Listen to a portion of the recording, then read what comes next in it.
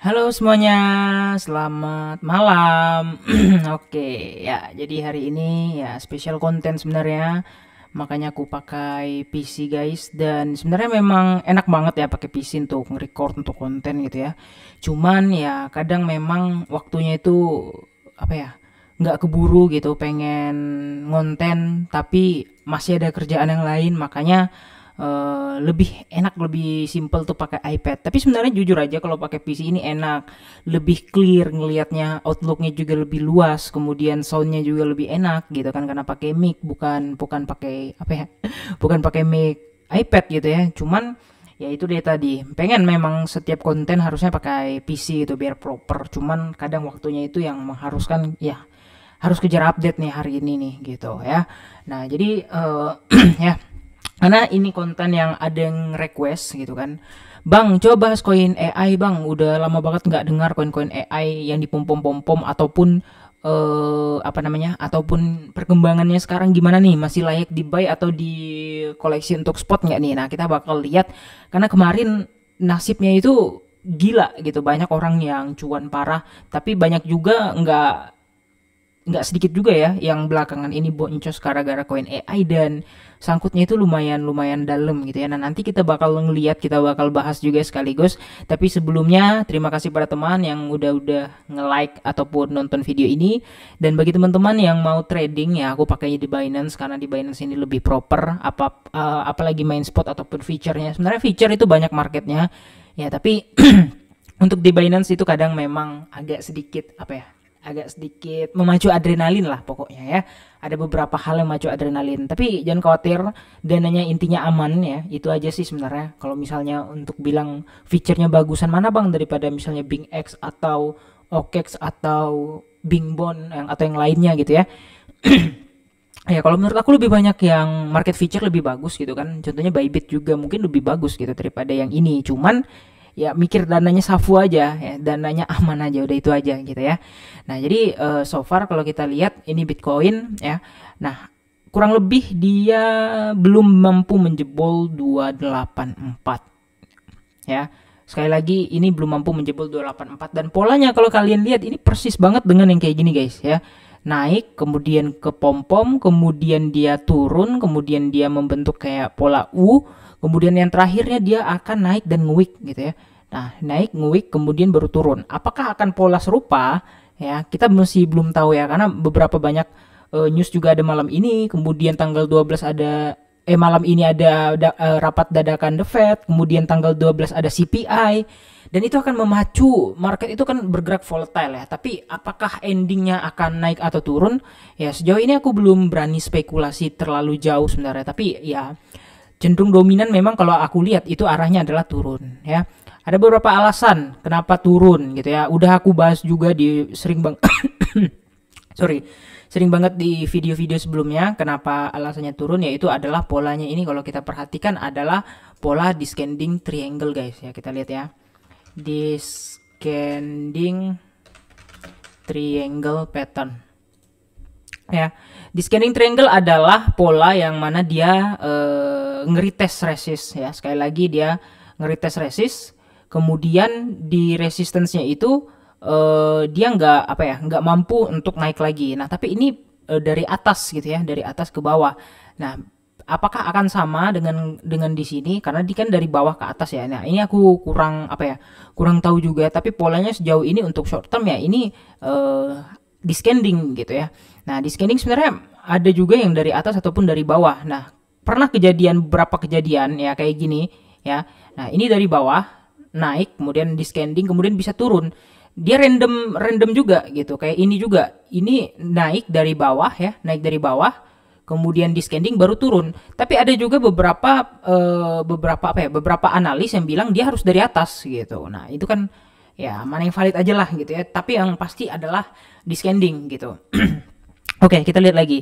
Nah, jadi di sini dia akan membentuk resistance pada trendline, resist trendline ya. Resist trendline 1, 2, 3 dan 4, dan dia belum kejebol, dan semakin ke ujung ya, semakin ke harga price sekarang dia akan membentuk pola yang semakin lancip atau semakin mengecil gitu. Kayak sekarang ya. Nah, ini kan high ya, ini high, kemudian lebih lower dan yang terakhir lebih lower lagi gitu. Nah, itu yang kita sebut sebagai descending. Nah, jadi apakah akan tembus atau enggak ya? Ini kan sebenarnya masalah volume aja sih sebenarnya ya. Karena ya kalau secara teknikal di kripto ini jangan terlalu ngayal pakai banyak teknikal gitu ya. Udah banyak yang sering juga invalid gitu guys ya. Benar-benar kita andalkan beberapa news saja, tapi sebenarnya biasa news itu kan mendukung daripada pattern. Biasa news itu hanya kocokan sementara aja sih gitu ya, untuk merusak psikologis kita sehingga kita berpikir wah ini ini polanya mau lanjut naik atau turun atau udah break gitu, karena dia naik candle satu panjang cepat naik turun ke atas, kita jadi bingung gitu ya. Memang harusnya membaca candlenya itu setelah aman lah, minimal 1,5 jam atau 1 jam setelah newsnya itu, biar kebaca gitu pola-pola candlesticknya itu udah mulai kelihatan gitu ya. Oke, kita akan bahas mulai ke koinnya. Nah, sebenarnya di koin AI ini aku nggak terlalu FOMO dari dulu. Kenapa ya? Karena aku udah tahu ini bakal jadi mainan sementara aja. Dan dari sekian banyak koin AI ya mungkin cuma 2 aja sih yang paling sering orang tradingin, yaitu adalah EGX dan juga si FED ya. Dan aku pernah juga si EGX ini, aku pernah aku tradingnya FED ya, bukan EGX ya.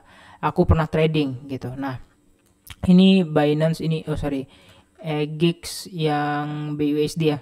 EGX USDT, EGX BUSD guys. Nah, yang ini. Oke, mari kita lihat. Nah, ini dia, kita buka dulu, kita perbesar, kita zoom out. Memang banyak banget yang kemarin bilang, "Bang, ini koinnya gila banget nih, naiknya udah gila-gilaan." Nah, kita mulailah dari earlier ya, dari tanggal 1 lah, kita bilang 1 Januari ya. Dan pada masa itu apakah udah mulai hype? Sepertinya belum hype. Dan hype-nya itu mungkin ketika pertengahan Januari ya. Ini naiknya mulai tanggal berapa nih? Tanggal 6 ya. Nah, kita asumsikan lah mulai dari tanggal 1, oke. Nah, sampai yang terakhir itu naiknya udah bisa sekitar 1.300% ya. Dari 1 Januari, kita anggapkan 1 Januari ke 11 Februari, 1 bulan lebih dikit ya. Itu bisa sampai 1000%. Sebenarnya gokil juga gitu. Tapi nih, ya kan, semua orang beli koin itu pasti akan berpikir, wah ini apakah bisa dijadikan jangka panjang atau dijadikan portofolio jangka panjang. Dan ini nih nggak make sense sama sekali gitu untuk dijadikan, bukan nggak make sense dijadikan jangka panjang ya. Kalau kita perhatikan ya, ini udah lumayan jauh juga koreksinya gitu ya. Nah, dari all time high sampai yang sekarang itu lumayan jauh juga. Dan kalau kita perhatikan, kita dari high sebelumnya sampai detik ini itu minusnya udah sekitar 33%-an gitu. Dan itu belum lama juga sih, baru 18 Maret ya kan. 18 Maret udah minus 33%-an gitu. Nah, pertanyaannya kan cuma satu nih. Masih able nggak? Masih cocok nggak koin AI ini dibelikan ke spot gitu ya. Nah, kalau aku pribadi ya, kalian melihat koin AI itu apakah memiliki perkembangan yang pesat atau enggak ya? Ya kurang lebih lah. Zaman-zaman kita nih kan dari dulu tuh ada kayak koin meta-meta, kayak 2021 kita mulai dari meta DeFi ya, DeFi ERC20, kemudian masuk ke meta apalagi waktu itu NFT ya, kemudian kita masuk lagi ke metaverse, kemudian kita masuk lagi ke koin-koin yang lain gitu ya. Itu kan setiap kuartal itu akan ada metanya. Nah, di kuartal pertama 2023 ini metanya koin AI gitu. Yang mana kalau kita perhatikan sekarang ini mungkin udah basi lah ya kali ya, bahasa kasarnya udah basi kali lah ya. Nah, kalau kita lihat udah lumayan jauh juga ini koreksinya. Nah, tapi memang nggak menutup kemungkinan masih bisa di trading kan gitu, karena udah naiknya udah 1000 lebih gitu ya kan. Nah, tapi ya aku nggak berani FOMO aja. Karena apa? Karena ya aku tahu kapasitas tradingnya itu atau tingkat FOMO itu ada batasnya gitu. Orang main FOMO di koin-koin itu bisa hype hilang gitu. Ingat kalian yang waktu metaverse, yang waktu mana sandbox, kemudian banyak koin-koin lain yang diterbangkan setinggi-tingginya, kemudian ujung-ujungnya sangkutnya itu jauh banget gitu. Ya, ada yang waktu itu teman aku beli agak di pucuk waktu sandbox itu, dia masih pede banget sampai bearish share itu ya kita nggak usah bilang bearish year-nya lah. Kita bilang masuk ke sebelum bearish year, karena waktu itu kan belum bearish year juga ya. Itu masih udah minus sekitar 40% di portofolionya gitu. Ya. Nah, jadi kesimpulannya adalah kalau kita melihat dari jangka sekarang, koin-koin yang kayak gini nih benar-benar koin-koin musim aja. Jadi kalian jangan terlalu berharap banyak untuk koin-koin yang musimnya silih berganti, kemudian dia akan menjadi musiman lagi sepanjang jalan gitu. Mending makanya aku bilang selalu pastikan koin-koin yang nggak musiman itu adalah koin-koin yang mungkin di top 10 atau 20 CMC lah gitu. Tapi kadang pun ada musiman juga. Tapi at least ya kayak gini lah. Kalau kalian menganggap misalnya nanti sangkut di koin yang top 20 itu ya, itu kalian udah di backup sama fundamental apa? Fundamental volume, fundamental coin market cap-nya gitu ya.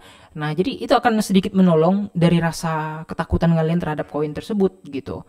Ya. Jadi so far kalau aku lihat ini udah lumayan jauh juga terkoreksinya sejauh ini, dan dia memang lagi ada di bawah. Kalau kita tarik dari Fibo ya, kita pakai Fibo yang ini aja, yang dekat aja.